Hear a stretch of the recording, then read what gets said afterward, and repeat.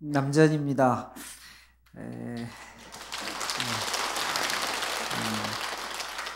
합장하시고 저를 따라서 개성 한 편 외우겠습니다. 행복도 내가 만드는 것이네. 불행도 내가 만드는 것이네.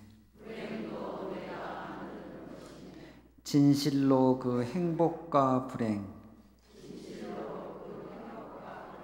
다른 사람이 만드는 것 아니네.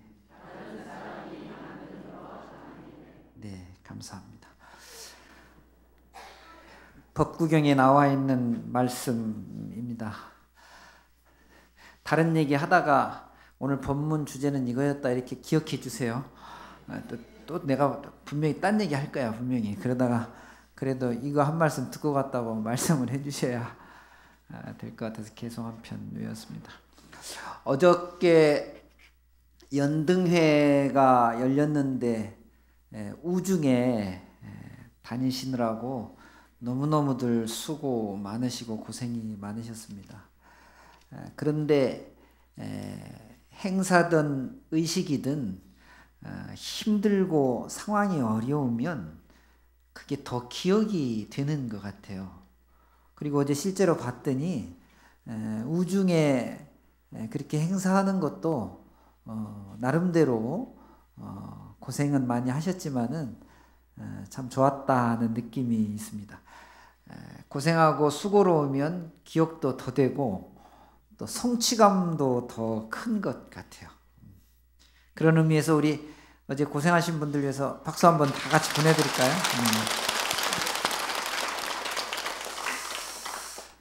오늘 제가 본문은 조계사 설림원장으로 본문 안 하고 제가 또 이게 능력은 일천한 사람이 여기저기 뭐 일 좀 돕는다고 하고 있는데 제가 그 군종 특별교구의 소임을 맡고 있어요. 그래서 오늘 군법사의 그 군법사 스님의 그런 그 입장에서 본문을 조금 전해드렸으면 좋겠어요.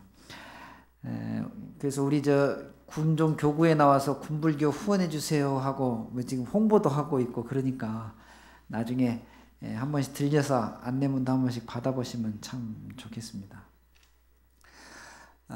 우리 조계종의 군종교구, 군종특별교구에는 약 140여 분 정도 되는 군법사 스님들이 계십니다.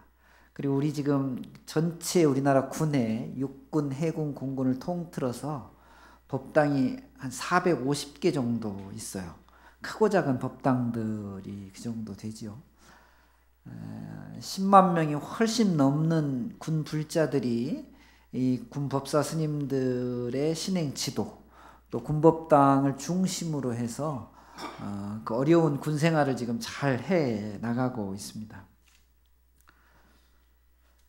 군사 기밀인데 이거 얘기하면 안 되는데 우리끼리니까 한 말씀 잠깐 전해드리면 밖에 나가서 얘기하면 안 돼요.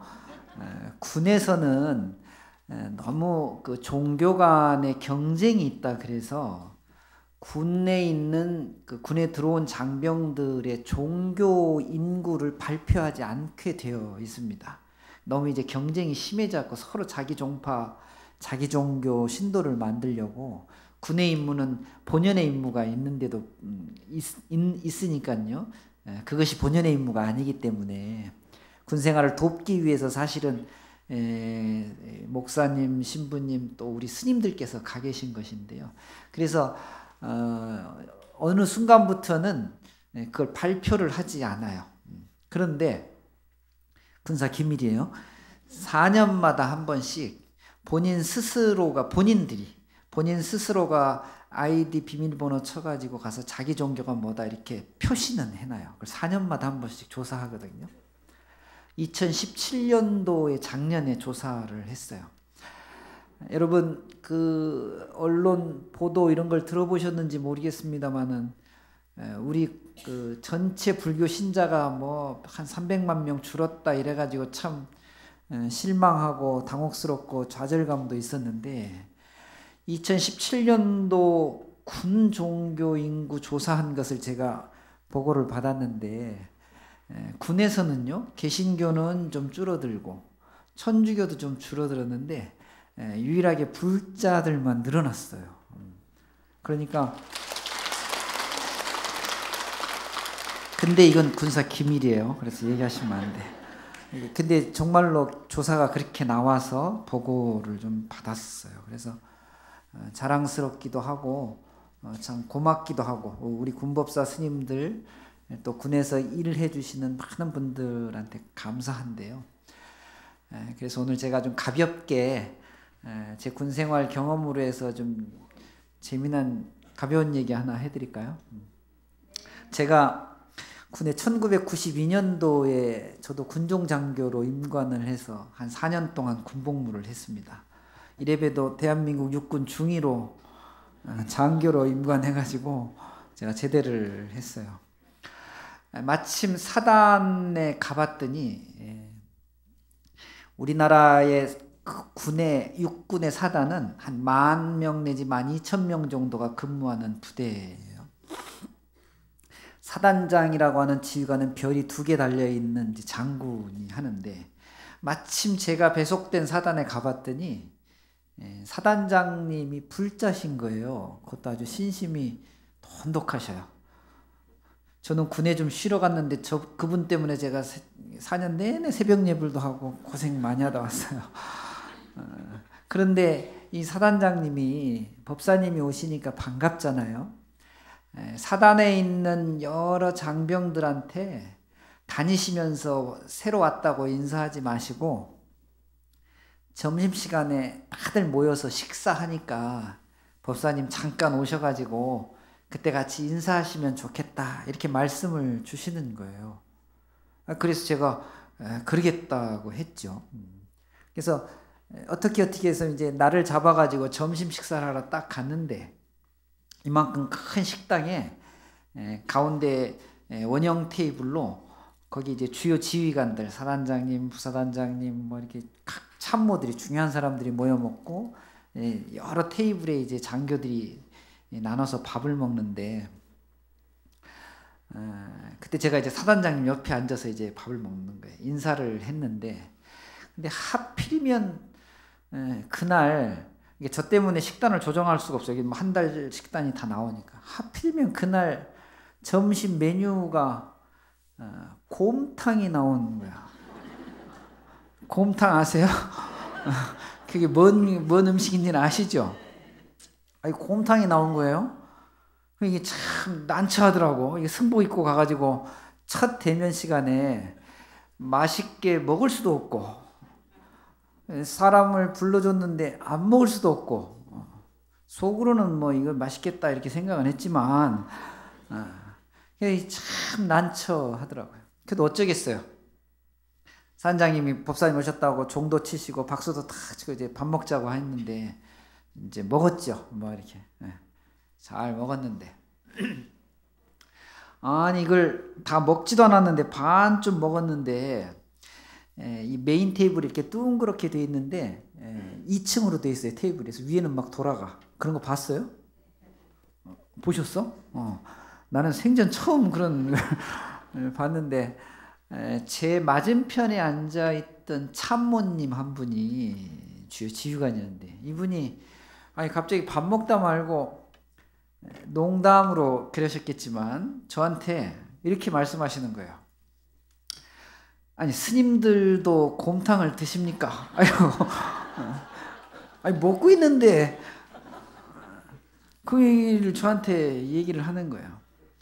근데 이게 굉장히 짧은 시간이에요. 30초 1분도 안 걸리는 짧은 시간에 그냥 헤헤거리고 웃고 넘어가다가는 스님들 망신시킬 것 같고, 그렇다고 밥을 먹다가 안 먹을 수도 없고, 이 짧은 시간에 순간적으로 어떻게 행동해야 되는지가 머릿속에서 막 팽팽 돌아가는 거예요. 그런데 예전에 출가하고 어떤 어른 스님께서 법문하시던 내용이 갑자기 생각이 나더라고요. 그래서 제가 밥 먹다 말고 숟가락하고 젓가락을 바닥에다가 그것도 그냥 내려놓으면 안 돼. 소리나게 내려놔야 돼. 약간 화났다는 듯이 탁 하고 소리나게 내려놨어요. 우리 사단장님이 밥을 드시다가 그 질문을 농담으로 하신 분을 째려보고 계신 거야. 마치 그 말씀은 안 하시는데 너는 왜 쓸데없는 얘기를 해가지고 밥상 분위기를 깼냐 이러고 쳐다보고 계시더라고요. 사단장님 체면도 있고. 그래서 제가 숟가락을 딱 내려놓고 젓가락을 딱 소리나게 좀 내려놨어요. 그랬더니 밥들을 드시다 말고 다 나만 쳐다보시는 거예요. 그때 제가 이렇게 얘기했어요. 아주 근엄하게. 소가 본래 풀을 떠난 적이 없고 술은 물속에서 존재하는 것입니다. 대장부는 시비를 가리지 않으면 너도 좋고 나도 좋은 일 아닙니까? 이러고 한 말씀 했어.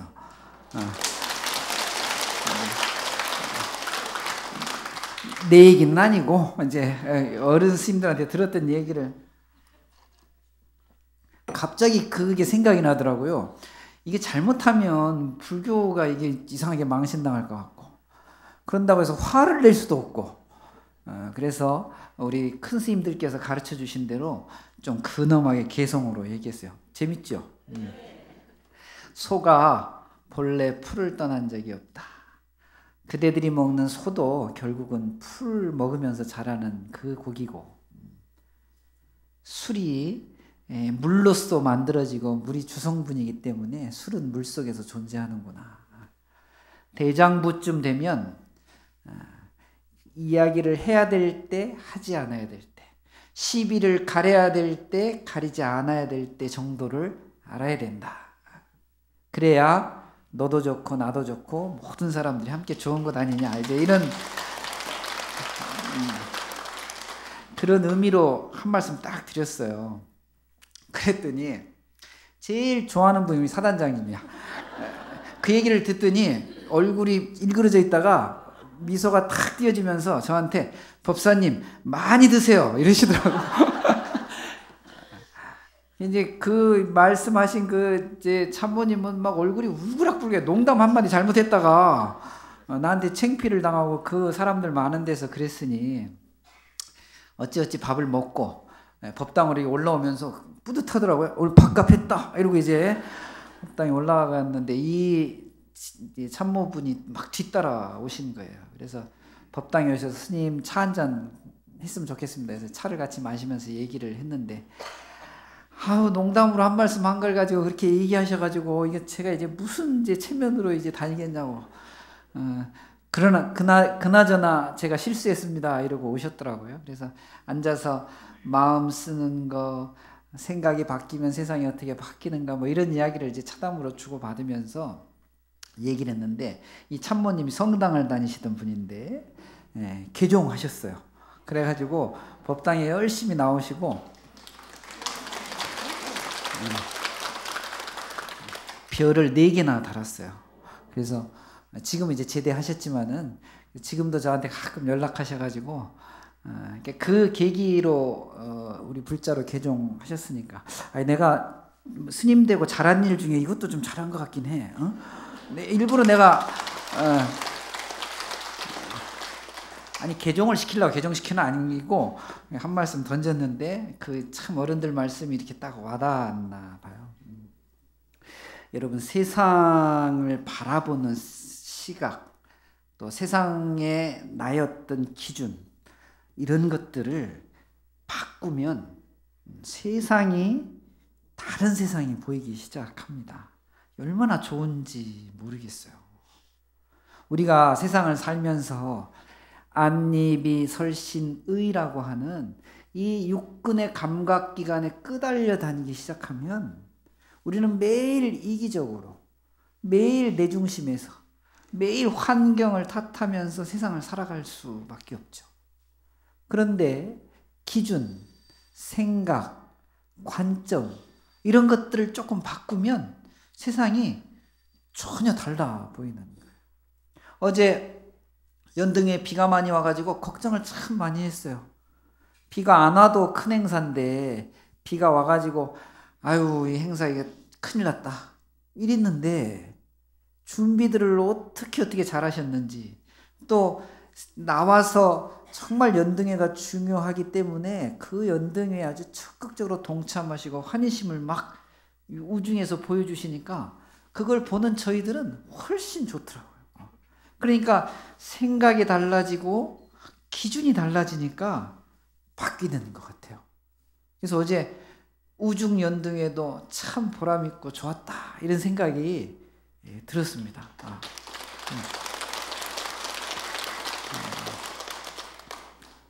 말 나온 김에 한 말씀 더 할까?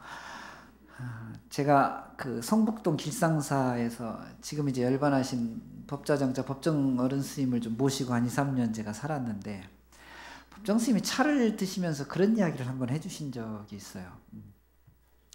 법정 스님이 강남에 있는 봉은사에 오래전에 거기서 글도 쓰시고 신문사 여기 주필도, 우리 불교심사 주필도 하시면서 왔다 갔다 하셨는데, 법정 스님께서 봉은사에 계실 때만 해도 지금처럼 이렇게 도로나 교통이 좋지 않았습니다.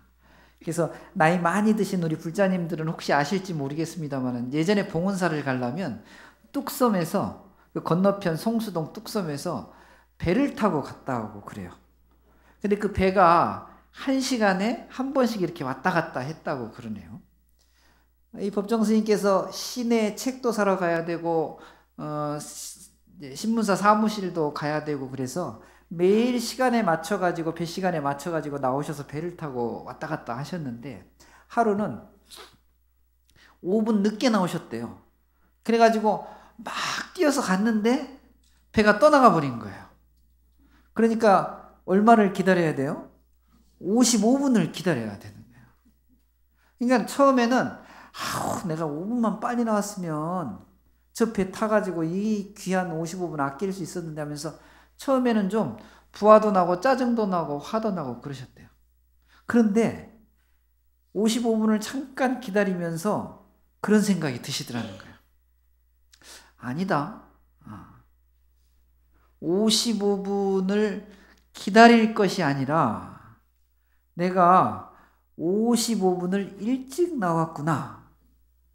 그래서 그 생각이 들고 나니까 그 나루터에 앉아서 책도 보시고, 그 나루터에 지나가는 사람들도 좀 보고, 그 나루터에서 스님을 알아보고 인사를 하고 뭘 질문을 하고 물어보면 거기에 대해서 답변해 주시고, 그러니까 55분이 아깝다 이렇게 생각을 했다가 그 55분이 너무나도 귀한 시간이 되더라 이런 말씀을 해주신 적이 있거든요.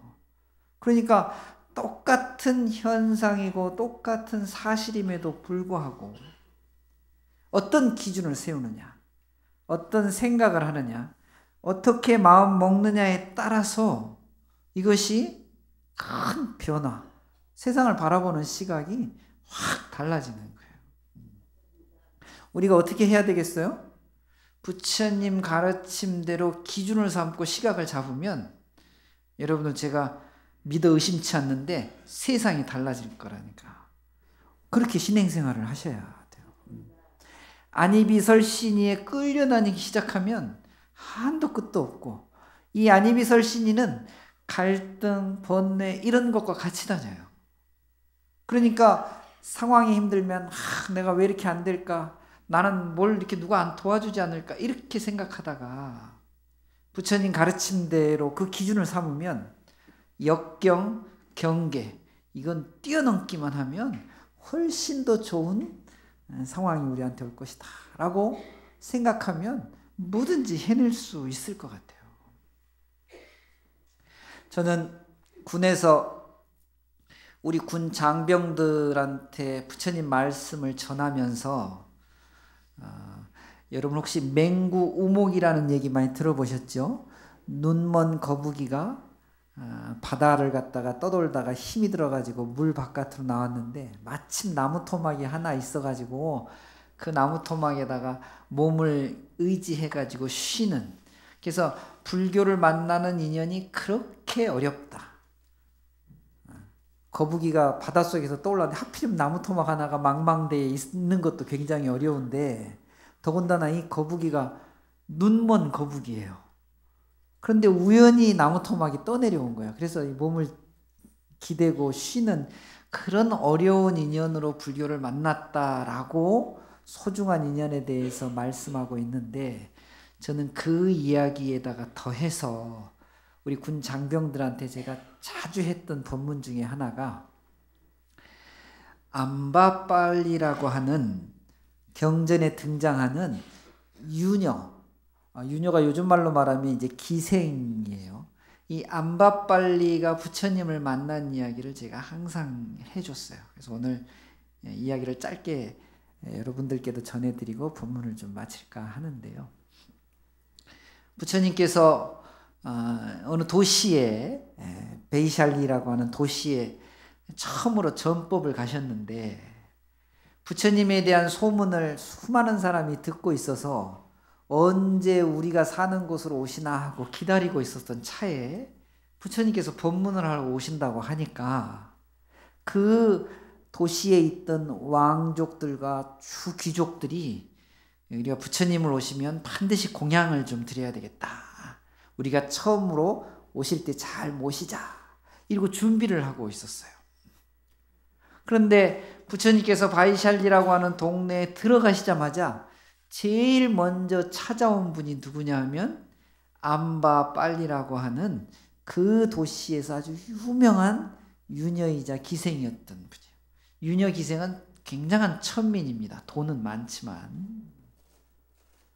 이 유녀 암바빨리가 부처님의 말씀을 전해 듣고만도 신심이 더더욱 깊어져 가지고 제가 부처님과 그 제자분들께 공양을 올리겠습니다. 그 공양청을 허락해 주십시오 하고 간청을 드려요. 부처님께서는 당연히 암바빨리에게 공양청을 하겠다, 공양청을 받겠다 하고 약속을 하시죠. 암바빨리는 너무너무 기뻐가지고 이제 마차를 몰아가지고 와서 공양 준비를 하기 위해서 처소로 돌아가는데 이 왕족들하고 귀족분들께서는 부처님이 오셨다고 하니까 격식을 갖추시느라고 옷도 입어야 되고 머리도 빗어야 되고 준비도 해야 되니까 이러다가 한 발 늦은 거예요. 그래서 부처님을 뵈러 가는데 암바빨리라고 하는 기생이 몰던 마차하고 마주치게 됐어요. 그런데 이 암바빨리가 공양 준비를 해야 된다는 그 마음에 마차를 조금 빨리 몰았나 봐요. 그래서 이 왕족과 귀공자들의 마차하고 중간에 충돌을 할 뻔해서 깜짝 놀라서 교통사고 날 뻔했다는 거지. 그래서 이 왕족과 귀족들이 암바빨리를 세우고 아니 무슨 급한 일이 있는데 이렇게 격식도 차리지 않고 위험하게 마차를 모으느냐 하고 야단을 쳐요. 암바빨리가 부처님께 공양청을 허락받았습니다. 제가 빨리 가가지고 부처님 공양을 준비해야 됩니다 하고 귀공자들한테 왕족들한테 사과를 구해요. 죄송합니다. 미처 급한 마음에 살피지 못했습니다 했어요. 이 왕족과 귀족들이 깜짝 놀란 거예요. 부처님께서 오시면 제일 먼저 대표로 공양을 드리려고 했는데 이걸 유녀였던 기생이었던 암바빨리한테 기회를 놓쳐버린 거니까. 그래서 사과는 놔두고 이 왕족과 귀족들이 암바빨리를 보고 사정을 합니다. 우리가 먼저 공양을 올리고 그대는 우리가 올린 다음에 올리면 어떻겠느냐 이러고 암바빨리를 설득해요. 그때 이 암바빨리라고 하는 유녀가 이 기생이 귀공자들한테 했던 이야기가 경전에 아주 유명하게 전해져 오고 있습니다. 그때 이 암바빨리는 대단히 송구하지만 왕족과 귀족들이시여 저는 저의 내일을 알 수가 없습니다. 저는 더군다나 내일 모레 3일 후에 한 달 후의 일을 알 수가 없습니다. 지금 제가 받은 이 소중한 기회는 제가 바로 지금 실천을 해야 되겠습니다. 제가 다른 부탁은 몰라도 그 부탁만큼은 들어드릴 수가 없겠습니다. 용서하십시오 하고 이야기를 해요. 그러면서 나의 이 결심을 지금 실천하지 않으면 내일도 기약할 수 없고 모레도 기약할 수 없다는 암바빨리의 발언과 결심이 경전을 통해서 지금도 전해져 오고 있는 거예요. 이 결심이, 그 생각이, 암바빨리는 비록 유녀였지만 부처님 말씀에 기준을 두고 부처님 말씀에 따라서 삶을 바라보는 순간 세상이 바뀌는 거예요. 오늘 할 일, 오늘 내가 하겠다. 오늘 소중한 일은 내일로 미루지 않겠다라고 하는 자기만의 확고한 신심과 결심이 서게 된 것이죠. 이 암바빨리는 부처님에게 자기의 전 재산을 기증합니다. 망고동산 부처님께 절을 지어드리고 수많은 재산을, 굉장히 많았다 그러는데 이 재산을 부처님과 승단을 위해서 전부 기증을 하게 되는 아주 아름답고 유명한 이야기가 경전을 통해서 내려오고 있어요. 저는 장병들에게 좋은 말씀을 들었을 때, 좋은 생각이 났을 때 내일로 미루지 말아야 된다. 오늘 그것을 실천할 수 있도록 노력해야 된다라고 하는 이야기를 제가 군생활 내내 우리 장병들한테 해 주었던 생각이 좀 나서 여러분들에게도 좀 같이 그 생각을 좀 나누고자 좀 전해드렸습니다. 여러분, 아까 그 처음에 우리가 외웠던 개송 다시 한 번만 반복 좀 해볼까요? 합장 한번 해보시고. 행복도 내가 만드는 것이네. 불행도 내가 만드는 것이네. 진실로 그 행복과 불행, 다른 사람이 만드는 것 아니네. 여러분, 부처님 만나서 행복하시기를 축원드립니다. 우리의 삶은 여러분들이 지금 배우시고 지금 실천하실 때 바로바로 일어나는 일이 아닌가 싶습니다. 여기에다가 덧붙여 가지고 우리 60만 군 장병들을 위해서도 관심을 좀 가져주시기 바랍니다. 우리 군불자 10만여 명은 20대 아주 푸릇푸릇한 청춘들, 그것도 주로 남자들이에요. 한국 불교의 미래에는 어린이, 청소년, 이 군불교 불자들한테 있는 게 아닌가 하는 생각이 좀 듭니다. 여러분, 관심 가져주시고 언제나 적극적으로 후원도 좀 해주시고 하는 말씀을 전해드리면서 오늘 제 본문은 마치도록 하겠습니다. 성불하십시오.